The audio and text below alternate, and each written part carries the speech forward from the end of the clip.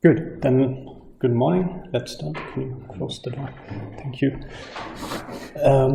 So last time we gave an introduction to the course and mainly talked about the three aspects of data analysis or of testing theories based on data or of doing science, I don't know how you want to call it, namely model formulation, model estimation, and model evaluation.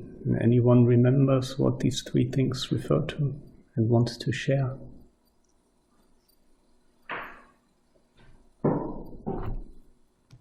You weren't there, but... Unfortunately, I wasn't in the class last week. Anyone who was there who remembers? So just roughly what these things refer to.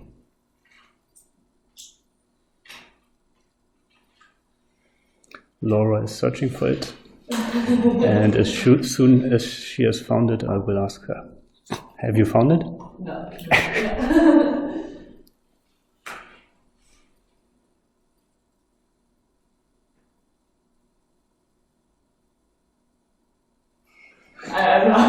She's not finding it. Anyone remember what these things are? I mean, it's in the name in a way, but... I don't have any more students. So it's all about choosing an appropriate model, statistical model, then fitting the parameters, and evaluating whether the parameters fits the model or the data fits the model. Yeah, essentially. Parameters. Yeah. So, of course, it's in terms of choosing the appropriate model, one always has quite some freedom. So it's usually not really ever clear what an appropriate model would be, and one has many more model options. But of course, then one has to justify why one chooses a specific model, and usually, or most often, and specifically when we talk about the GLM, the reason is because everybody does it. Then you're right, the model estimation is essentially about parameter fitting, so adapting specific free parameters of the model, and then model evaluation, like you said, is to evaluate whether the model does well in explaining the data, particularly with respect to other models. Or that's one aspect of model evaluation. The other aspect of model evaluation is to make parameter inferences, so to check whether certain parameters are in certain parts of parameter space, so whether they have, for example, whether there's enough evidence in the data that certain parameters are not zero. And so that's basically what we discussed last time, and then we saw what that means in terms of a fMRI data analysis using SPM, where these steps of model formulation and model estimation and model evaluation then essentially refer to clicking on specific parts of the SPM graphical user interface, and the code then doing these things for you. So it formulates models based on some parameters that you give it. It estimates it basically without you having to do anything, and it evaluates it also essentially without you having to do anything. And of course, this can not only be done by the GUI, but also in programming course, in terms of programming, but also then you will essentially call these functions that do these things, and everything will be done for you. That's already a question. Yeah, I was wondering, the model evaluation always takes place considering the model itself, right? So in the frame of the original model. Yeah. Is there, so it's more like evaluating whether you've chosen or you've done a good estimation, right? So well, it depends. So with model evaluation, I mean that there's something after estimation, and to be more precise in terms of the GLM, what I mean by model evaluation is that you test hypotheses about the parameters, so looking at the p-values, that would be a model evaluation for the GLM. Another form of model evaluation is to look at the marginal probability of the data, so to basically have, by evaluating marginal likelihoods, to have a means to do model comparison.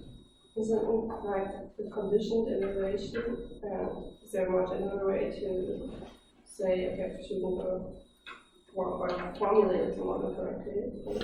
No, the only thing that is really then happening is model comparison, and so the way that these steps are formulated, of course, model comparison is not an essential part of it. I mean, if you want, you can see this arrow going back from model evaluation to model formulation as the model comparison aspect.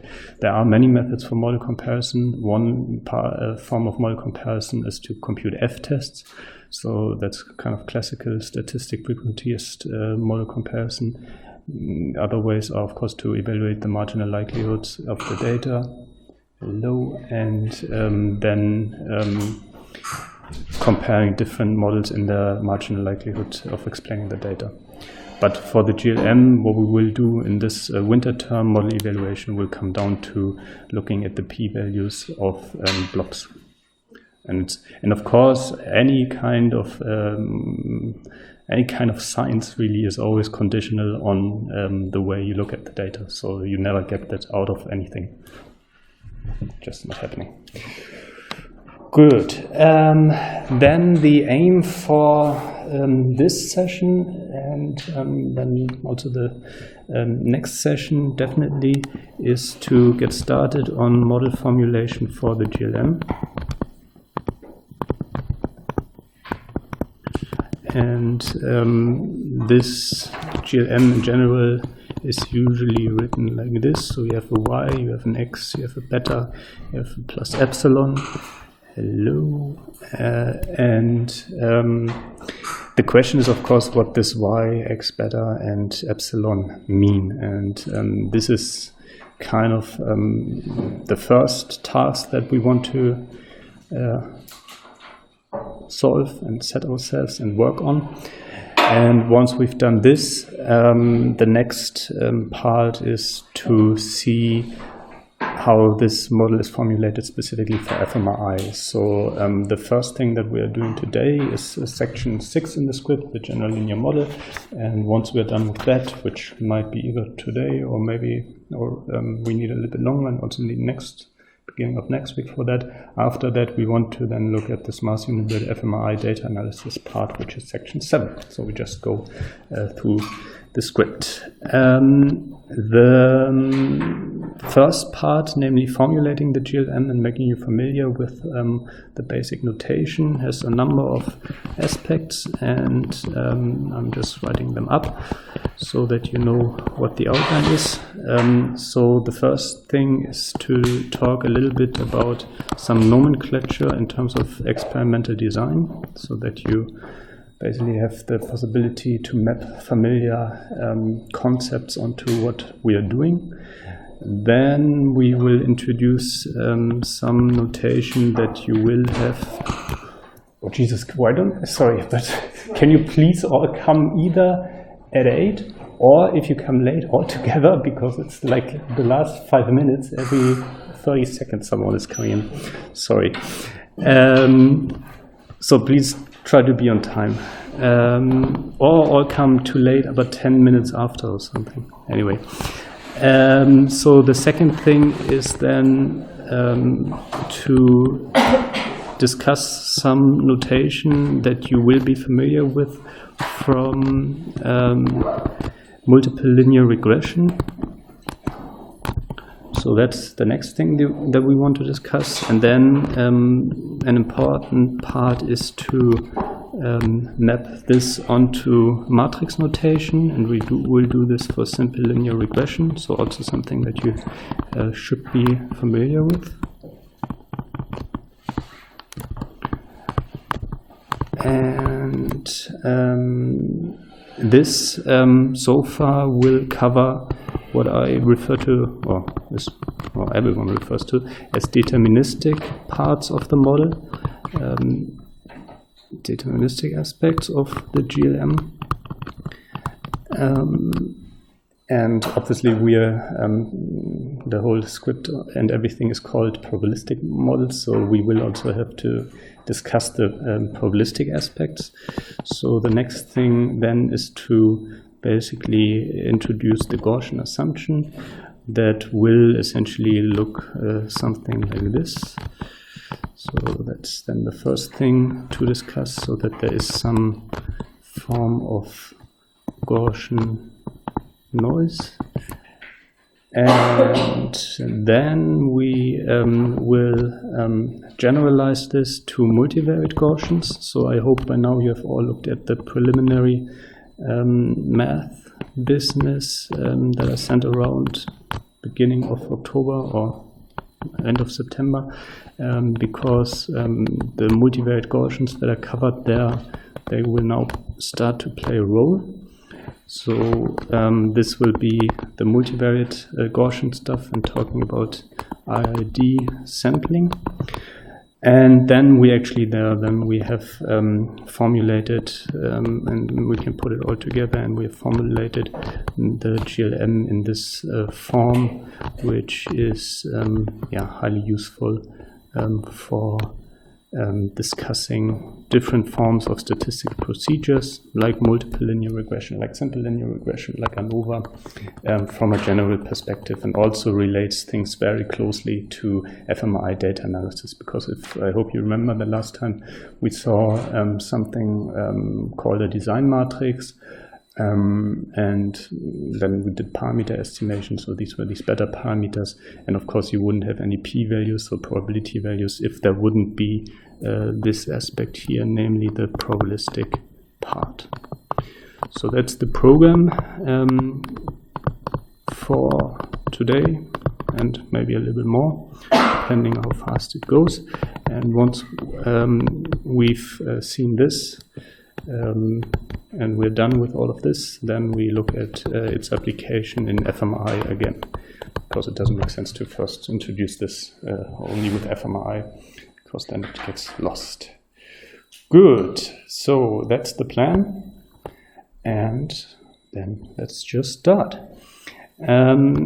So first thing is to recapitulate some notions or some concepts that you're familiar with from experimental design, or I don't know, psychological research methods, or however you want to call it. Essentially, this is all just a little bit of nomenclature that we will use later on, and the two key the two key terms are the notion of an independent, let's call it experimental variable, because this variable that I mean here, this is, well, that's the psychology use of the term variable. This doesn't necessarily mean random variable, as in science or probabilistic modeling. And sure.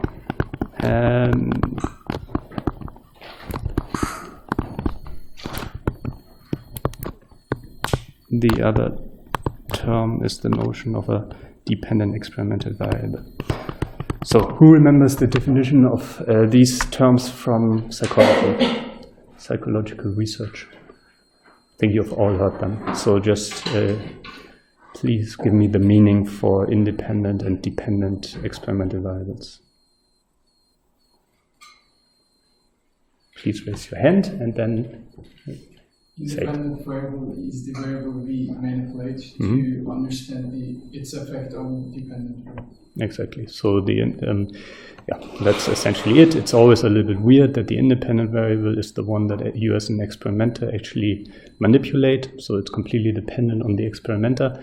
And the dependent experimental variable is just essentially your outcome measure. So you can also call this outcome variable, and this you can call you can also call it input, for example, or your experimental design, however you want to call it. And then in terms of fMRI, because we're looking at this for fMRI data analysis, any suggestions for independent and dependent experimental variables in fMRI from what we've heard in the neurocognitive methods? So what's the independent, or what are kind of independent variables in fMRI, and what are dependent variables in fMRI? For example, numbers in voxels. Numbers in voxels are what? We are dealing with numbers. We are dealing with numbers after all. We are dealing with numbers, definitely, but are these now dependent? So if you're saying voxels, are these dependent experimental variables or independent experimental variables? I think it's highly correlation. No, the question is, are they dependent or? Dependent. Yeah, exactly. So the general notion on what are independent experimental variables then, for example? Independent variables should be, for example, if we are working with TMS, it should be... No, I mean in an fMRI experiment. Jesus, guys, you really need to be on time next time, everyone. Because it's like everyone comes at their own specified time after 8. That's really annoying.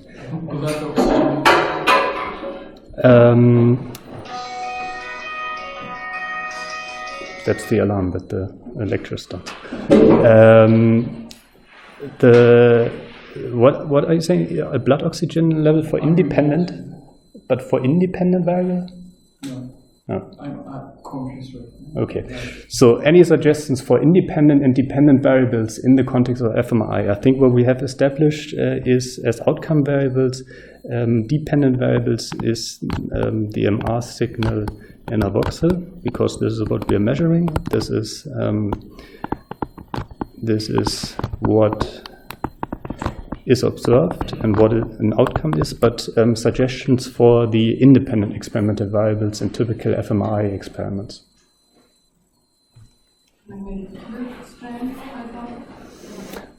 Yeah, but think about also, actually not. Think about how typical fMRI experiments work. So what happens in a typical fMRI experiment?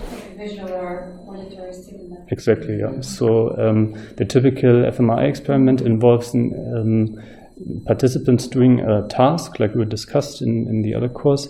And this means that participants are exposed to certain experimental manipulations like visual or auditory stimuli, and these are then the independent experimental variables. So yeah, let's call this stimulus presentation, something like this. And of course, this is fairly imprecise, and hence we want to, of course, formulate this mathematically so that we actually know what we are talking about. But these are the two fundamental aspects. So one is the experimental design, something that you as an experimenter manipulate, and this is, of course, usually the task you give to the participant. The other thing is that is what you measure, which is, of course, what the fMRI or the MRI scanner records as data, which are the MR signals of all voxels, while the stimuli are presented to participants. Okay, then there are, and this is in a way also important right now, there are usually, there's a little bit of more nomenclature associated with this. So the independent variable typically is associated with things like conditions. So your independent variable might be expressed in different experimental conditions, or be, if you have a factorial design, be expressed in terms of different experimental factors which have different levels. So these are things that are typically associated in terms of nomenclature with independent variables, and dependent variables are often associated with the notion of discrete and continuous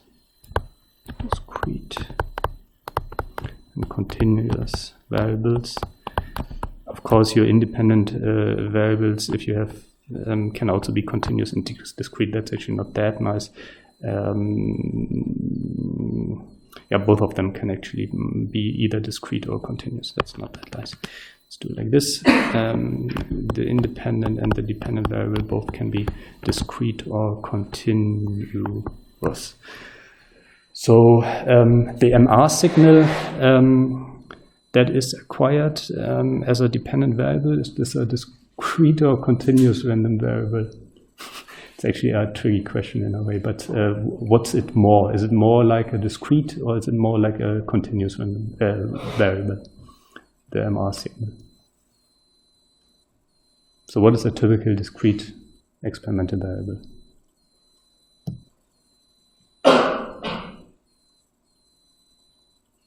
Quantitative variable. I mean, when I hear discrete. Yeah, but what's in discrete versus continuous? So you heard this in psychological research methods, right? So you had differences between categorical or discrete random variables. No, I have to always say random variables, sorry, but I mean variables. So you heard the distinction between discrete or categorical variables and continuous variables, right? So what's the difference, or what are typical examples? It doesn't matter, but for dependent in this case.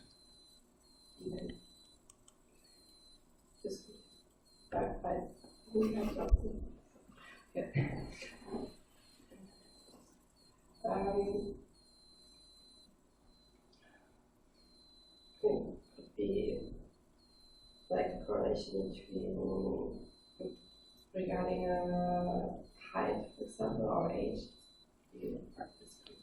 Yeah, okay. So a correlation itself would be, of course, something continuous. But, I mean, if you see as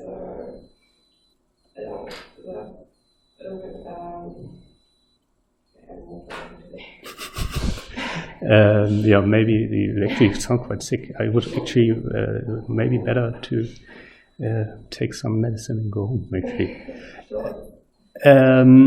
So typical discrete variables are things like gender. That can be either a dependent variable if you somehow assess how many male or females are in certain groups, and typical continuous variables are actually measurements like, for example, the MR signal. This is all a little bit, so the idea of this course is also that you are kind of prepared, right? So you have the script for a long time now, and these things are actually explained in the script. So please read the script before you come here, and also, on the other hand, these things are also things that you have also heard before, but please read the script before you come here, because otherwise it will be a lot fairly soon. Good. So what we now established is the notion that the MR signal is a continuous dependent variable, and the independent variables that are being used in typical fMRI experiments can either be discrete or continuous, so that depends a lot on the experimental design, and we will see that in more detail when we have introduced stuff. So we don't need to go on there. So the last thing, and that's maybe also important, the last thing to differentiate are between and within participants design. So anyone remembers what that is from undergraduate studies? Between and within participants designs. So that's in between both control group and experimental group exposed to the same condition. In between they are different. So within, what's going on? Within, all the participants are exposed to the same condition. Mm-hmm. And in between, just the opposite. Yeah, but what do you mean by the opposite? I mean, we are trying to compare the control group and experimental group. Yeah. So within participants designs, the participants are typically exposed to all conditions. So in fMRI, this would be like a task where you attend to motion and attend to vision, or you hear auditory stimuli and visual stimuli, and each participant is exposed to these stimuli. Between participant designs in fMRI, so in pure fMRI, are relatively rare. So if you think of a cognitive manipulation, you would usually not do only one level of this cognitive manipulation in one group of participants and the other in the other. However, you of course also have kind of these mixed designs in fMRI where you have, let's say, two conditions, an auditory stimulus and a visual stimulus, and you apply this in one group of participants who are, for example, normal controls, and the other ones are patients. So then you would have a mixture of between and within participants design. What we will talk about, and this is why this comes up, what we will talk about mainly are or only for what will now follow are within participant designs. Yeah, so the idea is always there's one participant, and they are exposed to different conditions or different levels of a given factor or different parametric expressions of a continuous independent variable. Yeah, so this is kind of the overall layout of things. Yeah, so please look back into your undergraduate experimental design classes so that you are familiar with these things. Read the script because that's also explained, and from now on I assume that this is clear, unless there are questions about this. So are there any questions you have regarding this nomenclature right now?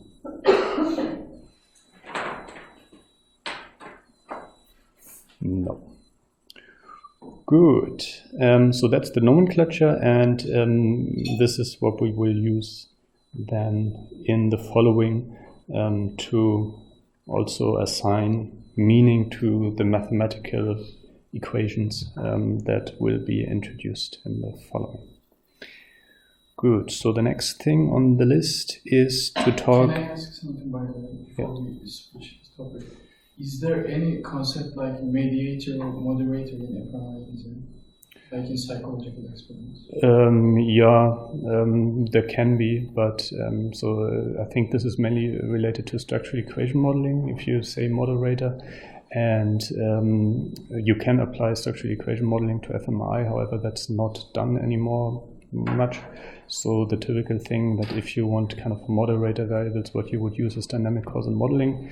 And this, unfortunately, is not part of this year's program, but was part of the last year's program. Yeah. The other thing is that with moderator variables, no, let's not go into this now. Any other questions?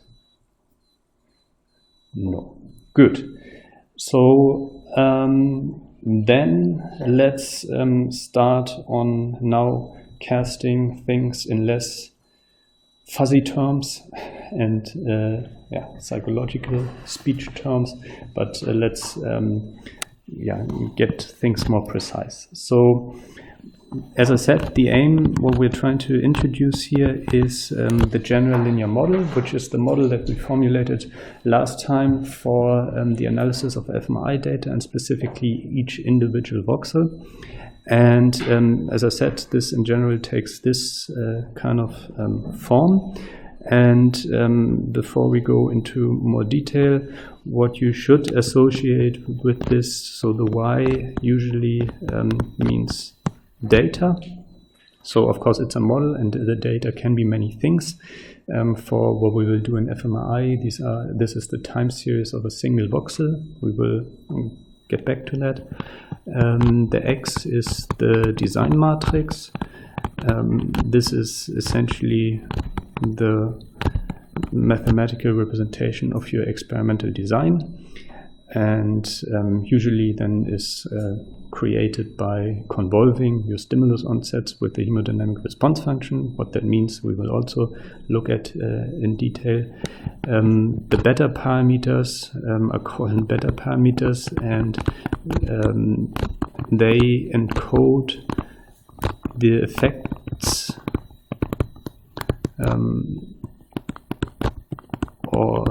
the effects, I think, or effect size, although this is not effect size in the sense of Cohen's d. If you know what Cohen's d is, this would be just the numerator of Cohen's d. So they say essentially how much each of your independent variables contributes to explaining the data, and what that means we will also see. And the epsilon is unexplained variance or noise. Oops. Unexplained variance or noise contribution.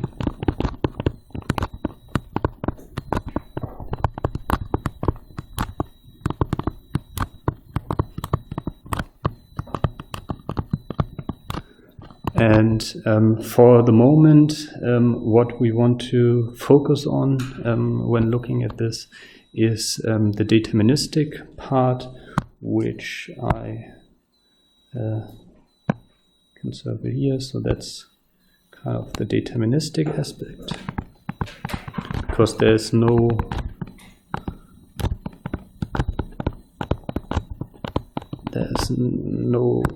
probabilistic part to the x beta, and this is of course, as it's noise and unexplained variance, this is of course the probabilistic aspect. And this is quite typically for probabilistic models. So on the one hand, you have a deterministic part of a model that is essentially your model and your theory about how data is generated. And then the other part is something where you allow for variation and deviations from your deterministic predictions, and that's the probabilistic part. And together they then form a probabilistic model. Now, in terms of what you have seen before and what you're familiar with,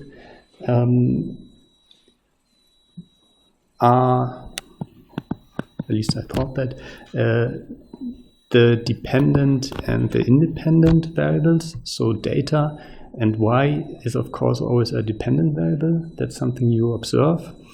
And the design matrix is something that you manipulate and that you determine. So this relates to the independent variables. Now, when we talk about actually observed data, of course, the smallest unit that we can think of is a single scalar number. Yeah? So think of, again, our MR signal. So that's MR signal of one voxel. And what's on the x-axis here? Almost.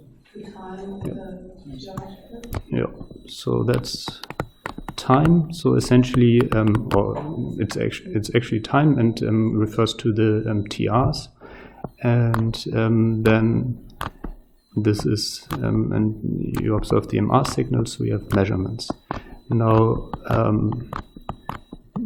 the smallest or the smallest unit is of course a single data point. Yeah. So this single data point here, which, for example, if this is 5, would be 5 at the third TR, let's say TR of 2 seconds, so something like 6 seconds. Now, this single data point we now call yi. Yeah? And what I always write to make clear that things are scalars is to write yi is an element of the real numbers. So I hope you all studied the mathematical preliminary stuff, and you know, for example, what the difference between natural numbers and real numbers is. So anyone wanting to remind us of the difference between, or just give examples for natural numbers and versus real numbers?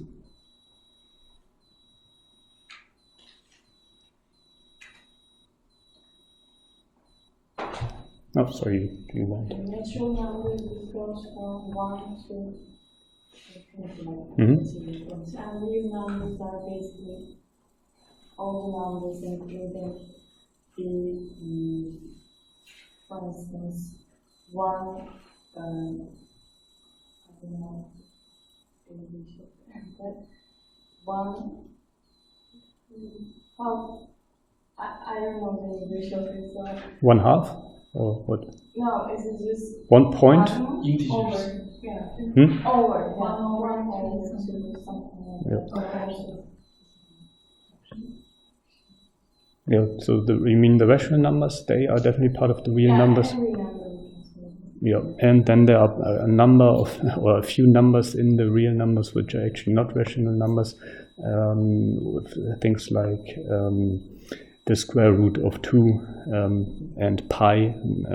So the real numbers are a little bit larger than the rational numbers even, but to think in terms of the rational numbers about the real numbers, that's also good. Yeah, so very good. Yeah, so these are the real numbers, and this is when I just mean a single real number. This is how I write it. And what we are focusing on here is exactly this data point. And now the fundamental idea about the deterministic aspect of the GLM is to conceive of such a data point, so each yi, as a weighted sum.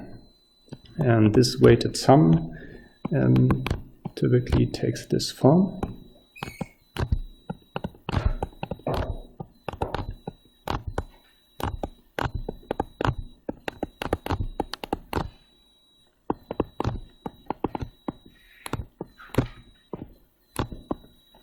Yeah, so what is happening here is that a single data point is modeled or explained by a weighted sum of what is called predictor variables or independent variables or columns of the design matrix. It's all the same thing. So for the moment, let's call it predictor or regressor. It's also the same thing. And the important thing is that these predictor values, so the yi1 and yi2 and up to yip, they are potentially varying with I. Yeah? So if I go to another data point, the value of xi1 may vary. Yeah? So it's the same for yi, so usually it varies. Yeah? Let's say like this. It can, on occasion, it can stay constant because it's an exemption and it stays constant, but usually it will vary. This is why there are these I indices on. The other part, of course, here are the betas, and these, as I call them there, effect size, or you can also call them as here, if you look at the sum, you can call them as weights, because they multiply, or they are multiplied with the predictor variable. Yeah, so you have the predictor variable, which takes on a specific number, like let's say 2.3, and in its contribution to explain the data point, maybe let's also write this there. The predictor variable is weighted by a beta value. Yeah, so this is why these beta parameters are also sometimes referred to as beta weights. And there is not only or often there's not only a single predictor variable, can happen, but it's not the most usual case. Usually there are a couple of predictor variables and their associated weights. And here I termed the last predictor variable and its associated weight p. So p is the number of predictor variables and weights. Predictor variables. And as this p is because you have if you have p predictor variables in this kind of model, you also have p beta parameters. Yeah. So that's also the number of beta parameters.